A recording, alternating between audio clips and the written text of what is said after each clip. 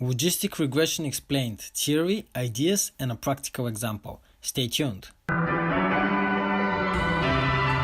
separate devices. This is one device. To associate with people who are better than yourself and act. I'm going to make him an offer again.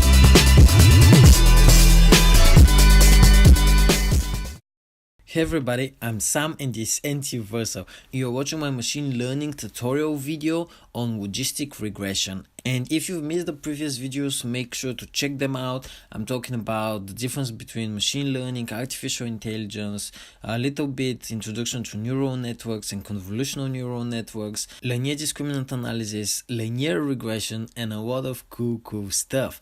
Today though, we are talking about logistic regression. And it is also a supervised machine learning algorithm as linear discriminant analysis and linear regression, and it is very popular, especially when trying to differentiate between two classes. It is very powerful because it is simple, but it's a very good classification tool. So first of all, why is it logistic? Well, logistic regression leverages the power of the logistic function, and you can see it on our screens. It is also called a sigmoid function, and it is a type of squashing function. Now, what does that mean?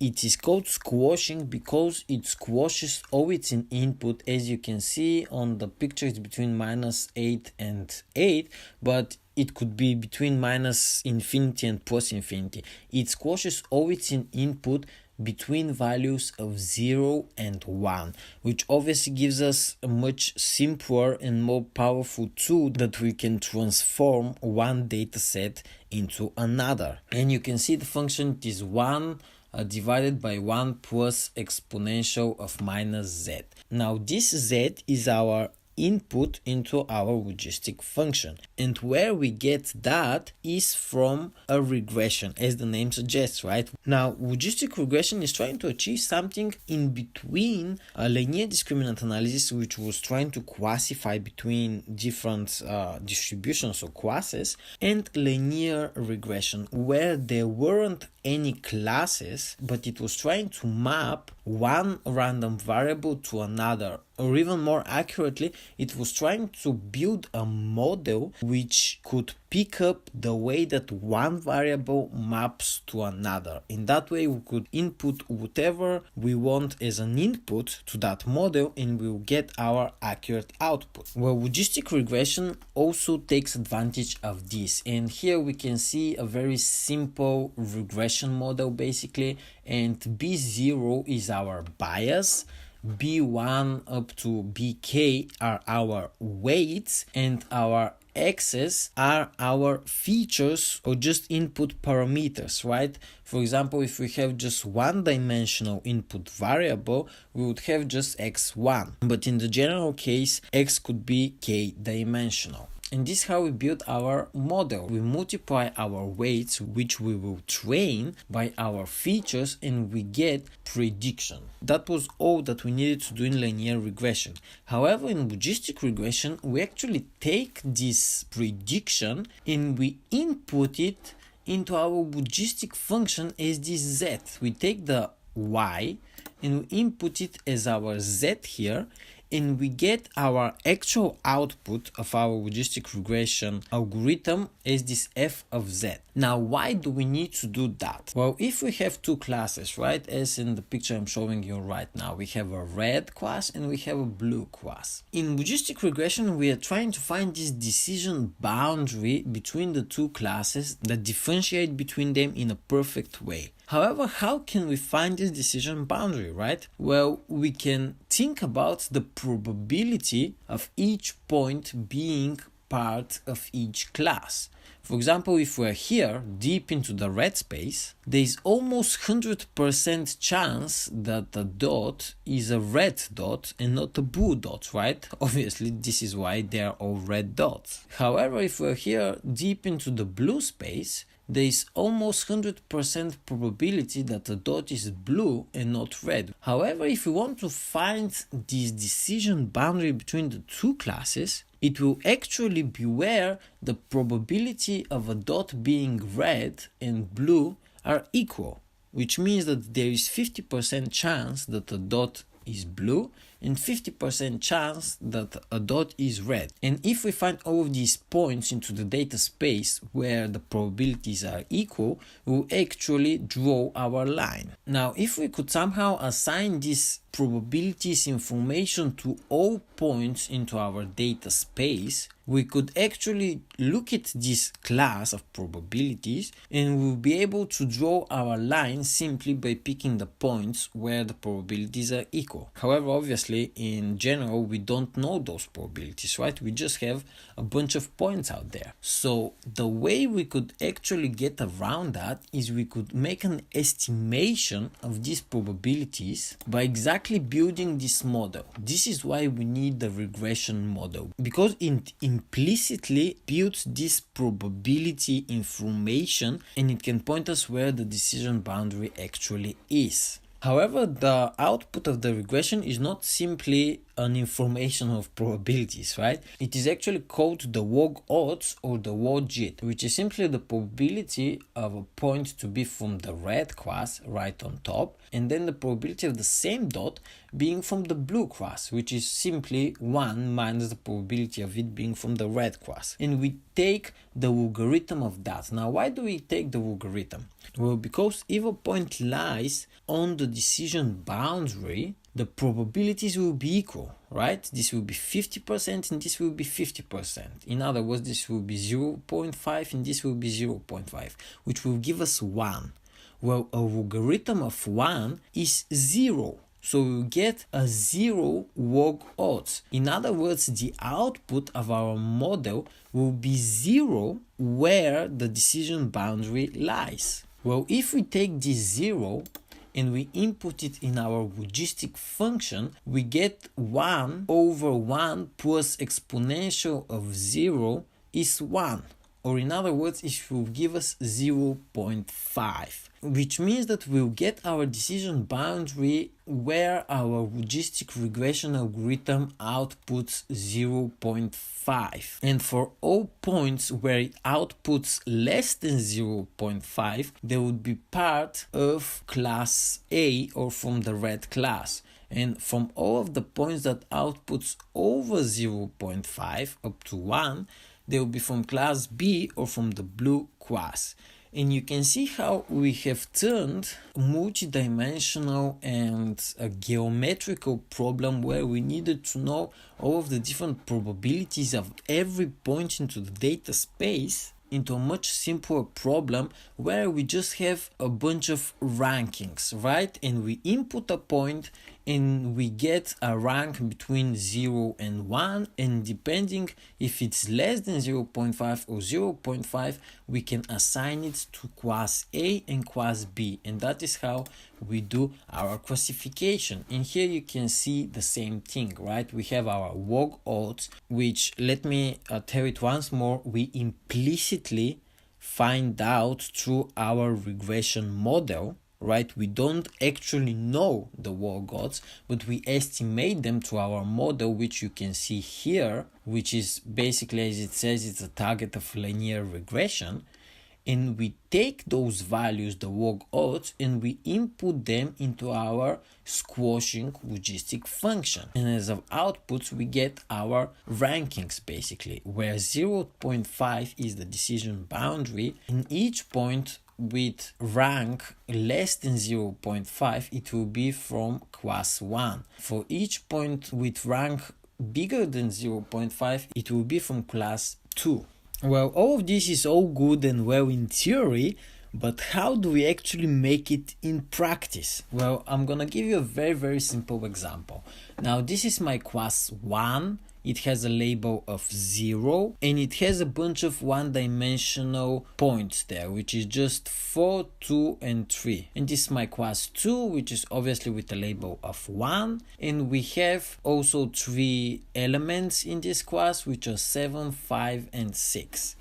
Now, first of all, we have to start from the beginning, right? We need our model so we can model our probabilities. Well, guess what? We'll have our bias, which is B0 equal to 0, and we have our weight. We have only one weight because it's a one-dimensional distribution. So we have B1 equal to 0 also, and this could be any arbitrary random number here, right? I have just initialized them, to 0 because it is easy to represent and we don't need any complex numbers in order to make it work. Now, first of all, as I said, we build our regression model. We are trying to model our logit, right? Our log odds of the probabilities, which is B0 plus B1, which is our weight, multiplied by X. This is 0, the bias, plus 0 multiplied by 4. I'm doing it just for the first element there, which is 4.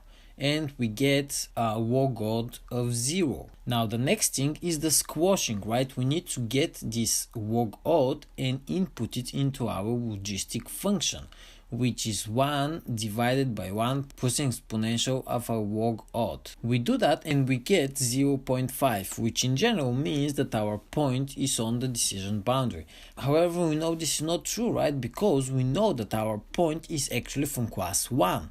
However, we get this result because our model at the moment is not trained. It has arbitrary numbers for a model, 0, 0. So we have to train our model. The way we train our model is through gradient descent, and for this particular example I would use stochastic gradient descent. I'll probably do another video on gradient descent to explain it more in depth, especially connected to neural networks, but the idea of it trains our model. How does it train it? Well, it goes through every point, makes a prediction based on the model as it is now, and then tries to find its error. It takes this error and subtracts it from our model. It does that for all of the points, which is called an epoch, and we leave it running for a few epochs until a desired accuracy is reached. So how does it do that? So here we have our B, which is our bias or our weight we want to update. This is the weight that is at the moment, right? Our alpha is the learning rate. It just says how fast we want to change our model. L is our label. We said for class 1 we have label of 0, and for class 2 we have label of 1. P is our prediction, right? Our output from our logistic regression algorithm. And X is our input feature, our variable, which in this particular example is 4. And here L minus P multiplied by P multiplied by 1 minus P multiplied by X, this is what is called the cost of the error function. And in other words, this is the value of how wrong our prediction is. And you can imagine that when our algorithm gradient descent goes to all the different points, it will calculate different cost functions, right? Depending on how off our model is for the particular point. And it updates it every time, and then it goes through all the points and goes once more over all the points, finding the best fit, so the best trade-off that will give us the most accurate results. And here I have updated my bias and my weight. You have 0 for previous values, we have 0.3 for learning rate. This is our label, our prediction, and we get those values. Next time, on the next go, if we want to do for the second element of the class for 2, I would use those new updated values of my model.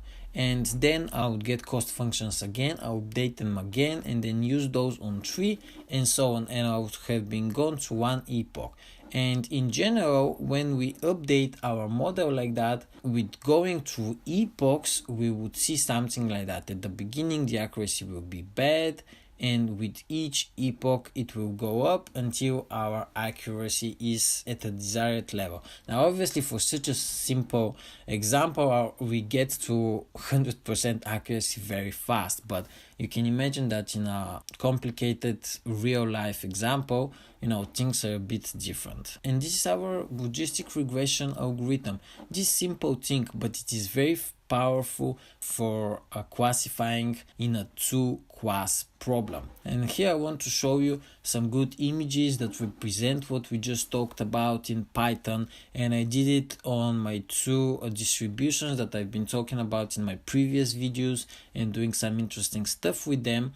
So we can see here our decision boundary, right? This is the red class, the blue class, and you can even see it here that the decision boundary is exactly kind of in the middle, where we have some blue points on the red side and we have some red points on the blue side. But here is exactly where we'll have a widget of 0 or a ratio of probabilities of 1. Here we can see even a better image that gives us also the posterior class of probabilities, right? This is what our model of logistic regression builds up. And here we can see that under 0.5, right, under the decision boundary, we get our red class, which will mean it will score closer to 0 when we move away from the decision boundary, and it is the same for the blue class. It's bluer and bluer, right, when we move away from the decision boundary, because the model is much more sure that the